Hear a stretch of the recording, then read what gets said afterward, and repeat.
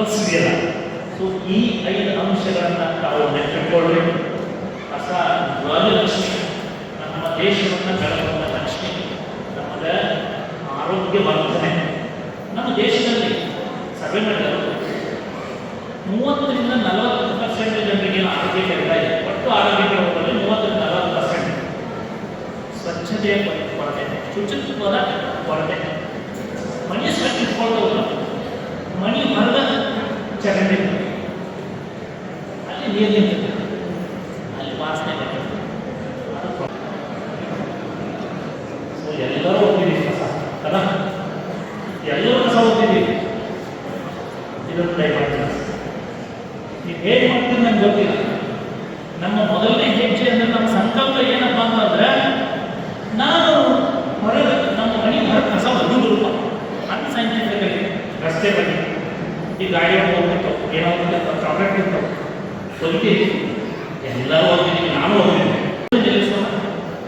ನಮ್ಮ ಮನೆಯಿಂದ ಸಾಯಂಕಾಲ ರಾತ್ರಿ ಮನೆಯವ್ರನ್ನ ಕೊಡ್ತೀವಿ, ಇದೇನು ಮಾಡ್ತೀವಿ ಅದು ಬನ್ನಿ, ಅದು ತಿಳಿಸ್ತೀವಿ. ಕಾರ್ಪೊರೇಷನ್ ಮುನ್ಸಿಪಾಲಿಟಿ ಗಾಡಿ ಸರಿಯಾದ ಸಮಯ ಬರಲಿಲ್ಲ ಅಂದರೆ ಸಂಬಂಧಪಟ್ಟಂತ ನಗರ ಸಭಾ ಪುರಸಭೆಯ ನಗರಸಭೆ ಸದಸ್ಯರಿಗೆ ಕಾಲ್ ಮಾಡಬೇಕು. ನೋಡ್ರಿ, ನೀವು ಓಟ್ ಹಾಕಿದ್ದೀವಿ, ನೀವು ಗಾಡಿ ಬಂದಿಲ್ಲ ಅಂದರೆ ಅವ್ನು 4 ಸಲ ಗಾಡಿನೂ ಗಾಡಿ ಕಳಿಸ್ತಾನೆ, ಏನು ಪ್ರಾಬ್ಲಮ್ ಇಲ್ಲ. ಫೋನ್ ಎಲ್ಲರೂ ಅಪ್ಡೇಟ್ ಹಾಕೊಂಡಿದ್ದೆವು, ಹೆಚ್ಚು ಕಡಿಮೆ ಫ್ರೀನ. ಅವ್ರ ನಂಬರ್ ಇಟ್ಕೊಳ್ಬೇಕು, ಸರ್ ನಿಮ್ಮ ಗಾಡಿ ಬಂದಿಲ್ಲ ಕಳಿಸ್ತೇವೆ, ಅವ್ರು ನಾನೇ ಕಳಿಸ್ತಾರೆ. ಅದೊಂದು ಜವಾಬ್ದಾರಿ ತಗೊಳ್ಳಿ. ಫೋನ್ ಮಾಡಿರಿ, ಕಸದ ಗಾಡಿಗೆ ನೀವು ಕಸ ಕೊಡ್ರಿ, ಸತ್ಯ ಬಾರದು, ಇದೊಂದು ಟ್ಯಾಬ್ಲೆಟ್ ಕೊಡ್ರಿ. ಟೆರೆಸ್ನಲ್ಲಿ ನೀರು ಕೊಡಬೇಡ್ರಿ. ಆ ಮನೆ ಹೊರಗೆ ನೀವು ಕಿಟಕಿನಲ್ಲಿ ಇರ್ತಾವಲ್ಲ ಸಜ್ಜೆ, ಅವ್ರ ಮೇಲೆ ನೀರು ನಿಲ್ಲಾಕ ಬಿಡಬೇಡ್ರಿ. ಓಡಿಸಿದ್ರೆ ಪೈನಲ್ಲಿ ಮೈದಾನ ಇದೆ, ಫೋನ್ ಮಾಡಿ. ಮನೆ ಸುತ್ತಮುತ್ತ ಸ್ವಚ್ಛ ಇಟ್ಕೊಡ್ರಿ, ನೀರು ನಿಲ್ಲಾಕ ಬಿಡಬೇಡ್ರಿ, ಚರಂಡಿಗಳನ್ನ ಸ್ವಚ್ಛ ಇಟ್ಕೊಡ್ರಿ.